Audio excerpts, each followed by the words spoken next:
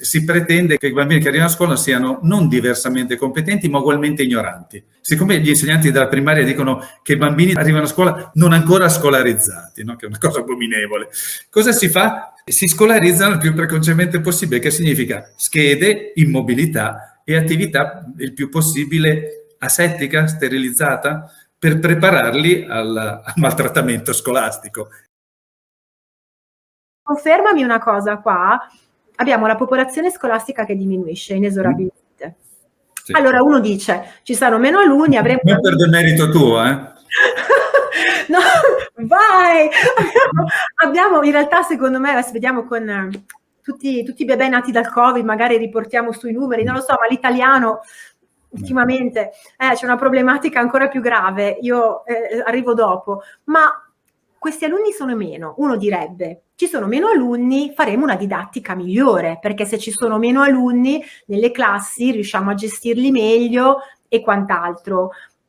Poi ho letto che c'è una riforma del dimensionamento scolastico, dimmi se è vero o no, per la quale verranno eliminate, allora, mi sembra 500 scuole, ho letto dei numeri da capogiro, ma è vero? Sì, ma guarda, c'è un atteggiamento, diciamo, ondivago, perché da una parte poi mi riferisco al governo attuale, si dice, ridurremo il numero degli studenti per classe in modo da favorire l'individualizzazione dell'insegnamento, eccetera. D'altra parte, ridimensione la rete scolastica in modo... Quindi non ho idea di quel che sarà, onestamente.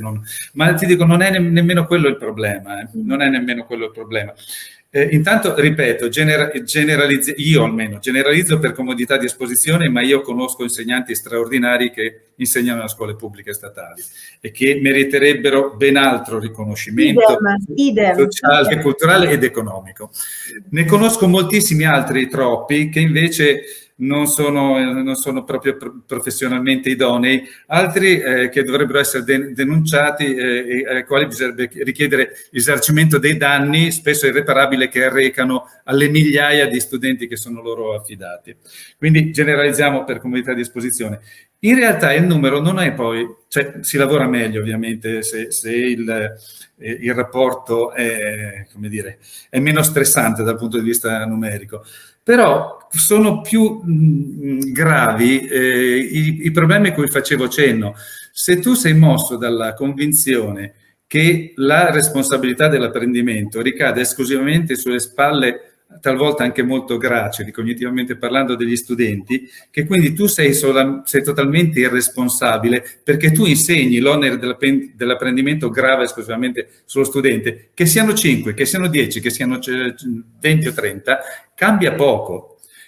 Un'altra cosa che ti dà l'idea di quanto siano incistati questi convincimenti così peraltro debilitanti rispetto alle possibilità di funzionamento del sistema. Senza che questa cosa venga dichiarata o se ne abbia neanche chiara consapevolezza, ci si comporta come se tutti potessero e dovessero imparare la stessa cosa nello stesso modo contemporaneamente. Anche questo è un assioma mai dichiarato, ma mai smentito, anzi accreditato poi da quella che è la quotidianità dell'esperienza di molti studenti e genitori italiani. Ed è la logica della classe omogenea per età che consente questo tipo di manipolazione anche ideologica. Siccome sono bambini e ragazzi che hanno età abbastanza vicine, allora siamo autorizzati a fare in modo, cioè a pretendere che uno stesso stimolo sia recepito, elaborato e poi eventualmente interiorizzato, si tratta di conoscenza e competenza, nello stesso modo e nello stesso tempo da tutti. È la logica del libro di testo, oltre alla logica delle classi omogenee per età, no? Che in questo modo prescindono dal riconoscimento delle differenze. Uno dei capitoli del libro, ci sono alcuni titoli abbastanza evocativi, tipo Vietato sbagliare, oppure questo, che sono tutti uguali. È un classico, no? Per me sono tutti uguali. È gravissimo, perché significa proprio la pratica, la teoria dell'indistinzione. Cioè significa tutti uguali, significa che quelli a cui ci rivolgiamo sono individui privi di sesso, di storia, di emozioni, incorporei, appunto, con il corpo che resta ineluttabilmente fuori dall'aula, perché la didattica si rivolge a una testa uniformata, per giunta malfatta, perché l'insegnamento scolastico italiano è ancora fortemente nozionistico, no? Quindi, ahimè, ci sono questi elementi che sono più potenti anche rispetto a quelli che possono essere, come dire, aggiustamenti di tipo logistico. Insomma, ben venga la riduzione del numero di insegnanti, ma se non si arriva a un mutamento radicale profondo di prospettiva, purtroppo il rischio è quello di riprodurre le stesse identiche logiche, che siano pochi o tanti in classe. A quel punto veramente cambia poco. Se poi, come dire, la tendenza è, perché è vero che siamo sempre più isterici e compulsivi, no? Per cui devono imparare il più possibile, il prima possibile e nel minor tempo possibile, no? Abbiamo anche questa ansietà del tutto ingiustificata.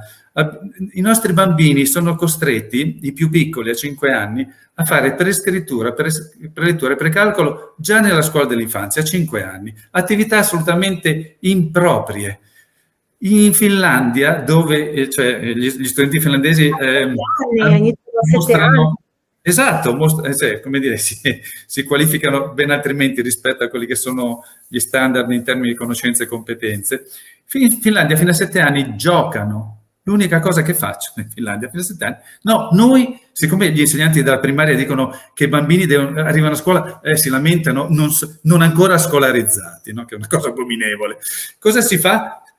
Si scolarizzano il più precocemente possibile, che significa schede, immobilità e attività il più possibile asettica, sterilizzata, per prepararli al maltrattamento scolastico. È atroce, ma purtroppo questo succede davvero molto spesso. Ma è una questione anche di conformità, si richiede che comunque la massa scolastica rimanga conforme, tutto negli interessi poi di questo complesso gestionale dell'istituzione, basi politiche, basi economiche, cioè è abbastanza chiaro per chi sa guardare. Pensa che io ogni tanto vado a leggere anche, mi piace la scuola all'inizio della sua carriera, la nozione di classe, pensa un po', era stata forse anche introdotta, citata.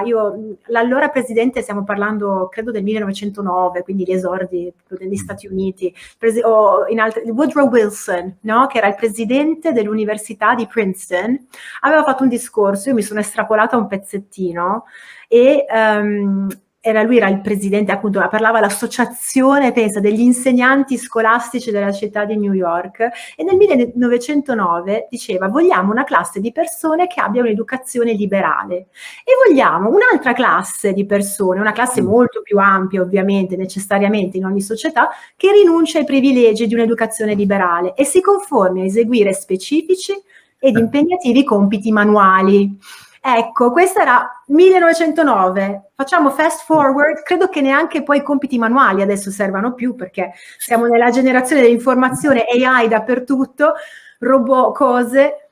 Cosa li stiamo preparando a fare questi ragazzi? Non li stiamo preparando affatto, a parte questo concetto per cui è una sorta di ignoranza programmatica e sistematica delle loro identità. Noi questi ragazzi, questi bambini li guardiamo non per quello che sono, ma per quello che non sono ancora e dovranno diventare, non per quello che sanno, ma per quello che non sanno ancora e dovranno imparare, quindi ignorandone proprio le identità. Tant'è che si pretende che i bambini arrivino a scuola, che i bambini che arrivano a scuola siano non diversamente competenti, ma ugualmente ignoranti. È un altro dei postulati occulti che ho individuato, che è enunciato nel libro. Perché possa funzionare bene la scuola, per poter funzionare bene la scuola bisognerebbe eliminare gli studenti. Il problema della scuola sono gli studenti, quindi la cosa migliore per risolvere il problema della scuola sarebbe eliminare gli studenti. Detto questa sciocchezza, torno a ripetere, abbiamo un sistema che palesemente non funziona, abbiamo livelli di analfabetismo funzionale tra i diplomati italiani, livelli di dispersione scolastica, insomma indegni di un paese civile. Nonostante questo, la tendenza è semmai a irrigidire quelle procedure che sono evidentemente responsabili di un fallimento che è insomma, innegabile. E purtroppo la tendenza invece è semmai enfatizzare gli elementi di rigidità del sistema, perché in questo modo si pensa di poterlo accreditare